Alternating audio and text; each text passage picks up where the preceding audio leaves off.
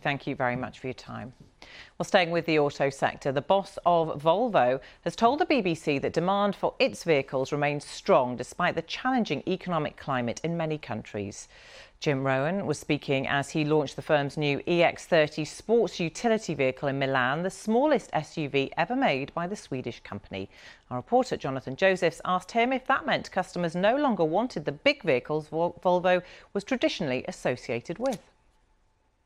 I think people need choice. I think customers expect choice. I think they expect choice, as I say, with the EX30. We give that choice not just in the size of the car, so we have the EX30, which is full electric, with the XC40, which is full electric, the C40, which is full electric. We've announced the EX90, which will be out next year. That's going to be full electric. So even in that electric range, we're really starting to widen the choice for our customers. And of course, you get all the benefits of Volvo in terms of safety and sustainability and ride comfort and quality. And Jim, I want to talk to you about inflation and pricing. You've priced this vehicle quite competitively. About $38,500 is the starting point. Compares well with rivals like Tesla, who have been cutting prices recently to attract more demand. Do you think you'll be able to stick to that price point, or is that going to have to rise because of the cost of raw materials?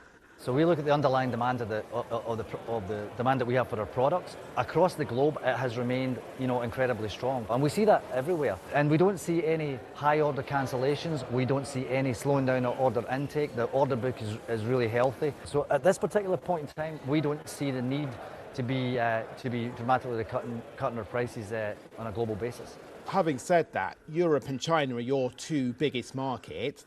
Both of them have got their own economic struggles, and cars aren't exactly a small purchase. Are you worried that the ongoing economic uncertainty will dent sales because people won't want to commit to buying such an expensive item?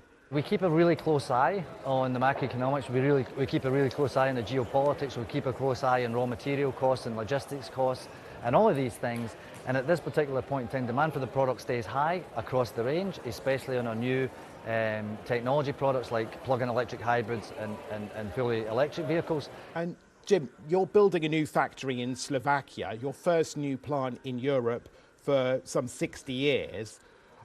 You're a Chinese-owned European company. How concerned are you that broader trade tensions between Europe, America, China are going to cause problems for you as a business in terms of being able to get your cars like the EX30 to your customers?